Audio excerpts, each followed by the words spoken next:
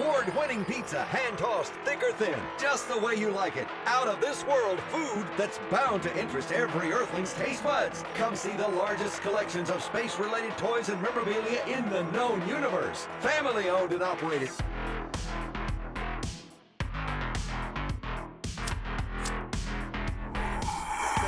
1997, Killer Pizza from Mars has already invaded Fallbrook, North Escondido, South Escondido, and Oceanside. Check out our website for directions and deals. If you never go, you never know. Killer Pizza from Mars!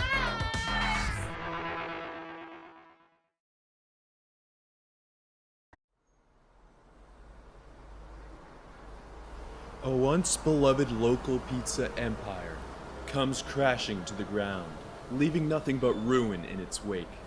But what actually took place at this now lifeless location? Breadcrumbs of this elusive tale have only been relegated to internet rumor. Until now. This building behind me used to be the home of Killer Pizza from Mars, a once highly esteemed Escondido pizzeria. It's only until recently that I've taken it upon myself to investigate the details, to uncover the true story by going to the source. Come along this journey with me, grab a slice of za, sit back and relax, as we strive to uncover who killed Killer Pizza from Mars.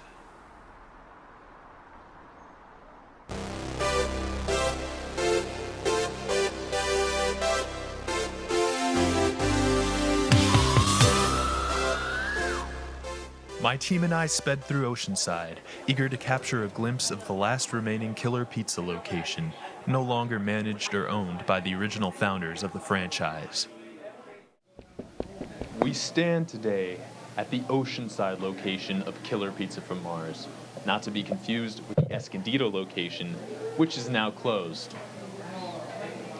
We asked around, asked the residents of Oceanside who love eating at this fine establishment what their opinion is on this controversial matter. Let's find out what they have to say. Hi, my name is Scotty Ware from Oceanside, California. I've been coming to this Killer Pizza spot for at least 20 years, and I have fun every time I'm here. That's why I keep on coming back. We used to come here like every single Friday for pizza and like movie night. It's my absolute favorite spot. Are you at all familiar with the location that used to be open in Escondido? I'm familiar with it, yeah. Have you heard anything about how it closed? I heard like rumors, like COVID. We needed to get all the facts we could, so we put out a Craigslist ad. We got responses from 4 former employees, not including a suspicious email sent by someone using a photo of an OnlyFans model, claiming to have met one of the Mizell brothers. Ask me anything. What is your school? And out of the 4 real respondents, only 1 committed to an interview. But before we get to the interview, we must rewind to get some context. In the late 90s, the Mizell brothers, Steve and David, founded the Killer Pizza from Mars franchise, having learned their pizza-making skills from a prominent Chicago pizza family. Steve's concept of blending sci-fi with a pizza shop took off, and within the next 3 decades, this particular location earned a reputation of being one of the best pizzerias in San Diego's North County, until sometime around 2020, that is. The fragments that do exist showcasing Killer Pizza's downfall are from social media back and forths, but as our interview unfolded, a clearer picture began to develop. My name is Alondra.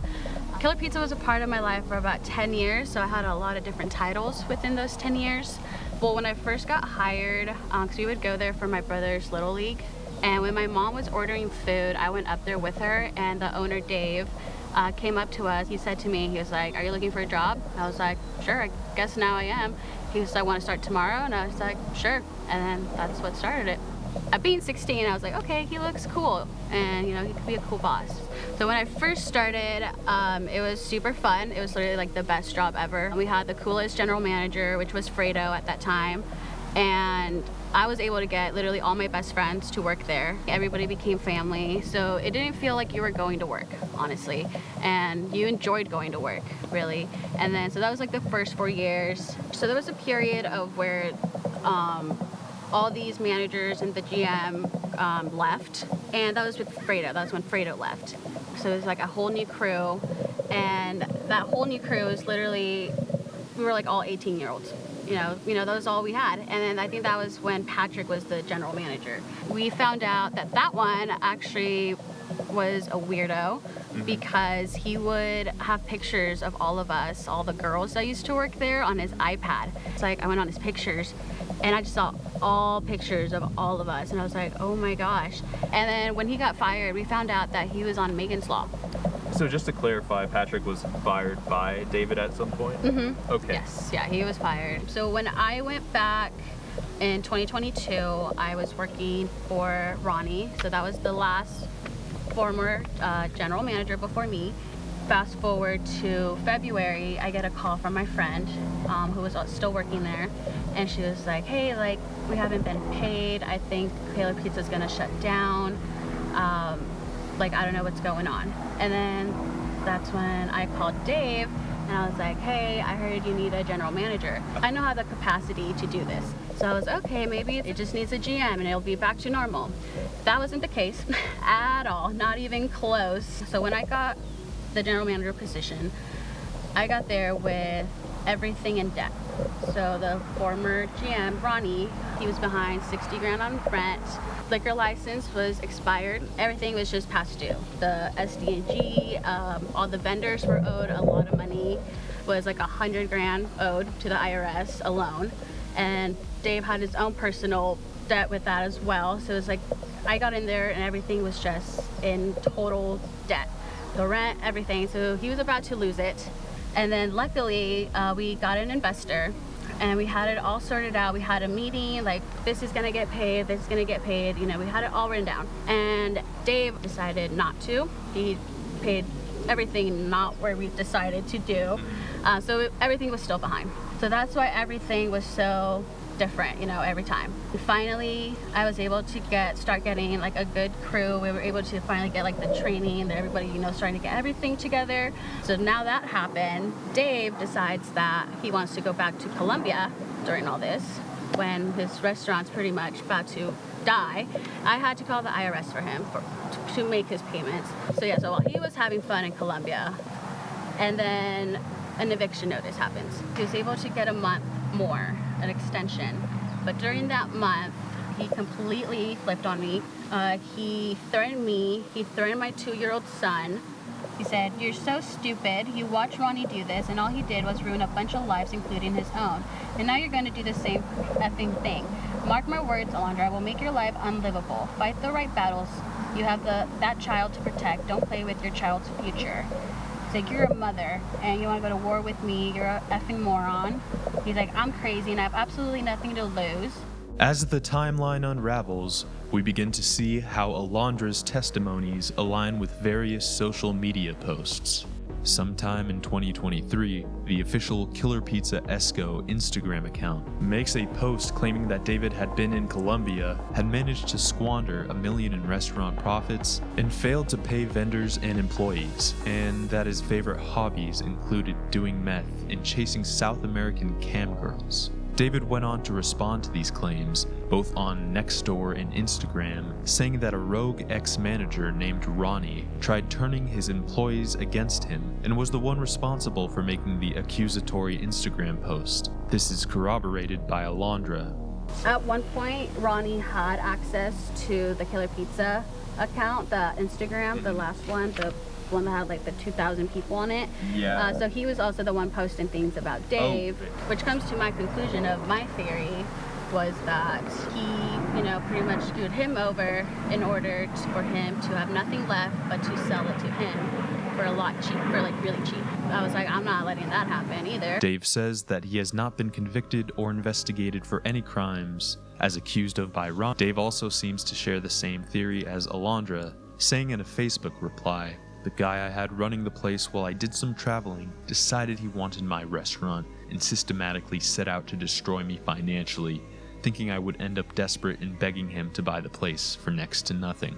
Do you know how exactly David met Ronnie? So Ronnie actually worked there like a long time ago. So he's known Ronnie for a very, very, very long time. He was there even before Fredo was there. He pretty much let Ronnie run it all. He was like, I'm gonna go live in Colombia. Like, you got it, you know? So he gave all this trust to this man. That's why he had no idea that all of this was happening. I'm 61 years old and don't know how to be anything else but the killer pizza from Mars guy. I will live a life of poverty after working so hard for so many years. I have nothing. I'm homeless and I have a car that doesn't run. I can't afford to fix it. File bankruptcy. All because some kid liked my idea and my life so much that he decided to ruin everything so he could be there to pick up the remnants of my life and basically be. I know not all of you have boycotted me, and I want to commend you for being decent people. I will go be homeless now. David's claims of being homeless and bankrupt are also backed up by Alondra.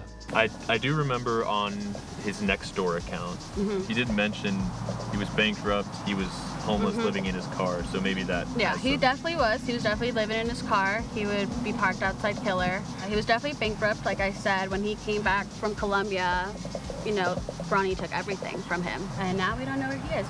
He didn't send out our W-2s. He didn't pay our last paychecks. But last time I heard, apparently, he was like in TJ, homeless, but who knows if that's accurate, I don't know. And while it's true he did have his vocal minority of supporters, Alondra seemed to provide a nonpartisan view of David, citing both his good and terrible qualities. He definitely got into drugs very early, and I think he did it for a very long time, so that really messed him up mentally. And he even said that when he went back to Colombia, that, oh, I'm gonna get sober, whatever, but who really knows, you know? People always go back to this rumor of David in Colombia, specifically him chasing a cam girl. I could definitely say he probably had a cam addiction as well, because I remember one time he even sent me a picture of this cam girl. I was like, she reminded me of you. I'm like, no thank you. I was like, I don't want to know that. I was like, gross. But yeah, within those 2 years, who knows what happened there in Colombia. And with that, the problems are more apparent. After Dave trusted Ronnie to manage his restaurant, which he seldom visited due to his lengthy Colombian expeditions, Ronnie started his path of destruction, his goal being to sabotage the restaurant so he could force Dave into selling it for a ridiculously low price. He left David in the dust, who proceeded to bury himself in his already present self-destructive tendencies. He was a very paranoid person. So anything, he had one little thing, like, that was it. You know, he was very paranoid about everyone. So I feel like that was also why he would fire people out of the spot. He thought people were out to get him. He definitely had deaths in the family, which I would say affected him. I don't know, but I think it's a mix of drugs and, you know, all of it. I would say his brother, because I'm pretty sure he committed suicide. So I think that was probably a pretty hard hit. And I know his mom passed away, and I'm pretty sure he was pretty close with his mom. And then his nieces would work there sometimes, and then one of them passed away. A neurotic, paranoid man with deep problems and a traumatic family history. Ironically, his paranoia wasn't enough to prevent the parasitism that ate the restaurant from the inside out. And faced with the turmoil of his life's work being actively destroyed, the worst of David's behavior came to light. A man who once had his pride and everything to show for it, losing it all and ending up God knows where. On October 9th, 2023, San Diegoville posted an article announcing the closure of the El Norte location of Killer Pizza from Mars. On Halloween, David posted on Instagram saying that whoever helps him move his ovens out of his restaurant can have everything else. And on January 11th, 2024, he posted again, saying that Ronnie falsely tried to frame him as a pedophile. He ends the post saying that Ron had been attempting to start a restaurant where Killer Pizza used to be. And with that final post, David vanished from social media. If Ronnie had intended to start his own restaurant on Killer Pizza's grave, it doesn't seem like he succeeded, because on May 20th, 2024, San Diegoville published an article announcing that a pizzeria called West Coast Pizza Company would be moving into the old space. He definitely got the best of himself at the end, but I thought I could save Killer because it was a staple, to Escondido. Yeah. It was part of my life for such a long time, and I was like, I didn't want to see it go, and I'm sure so many other people didn't either.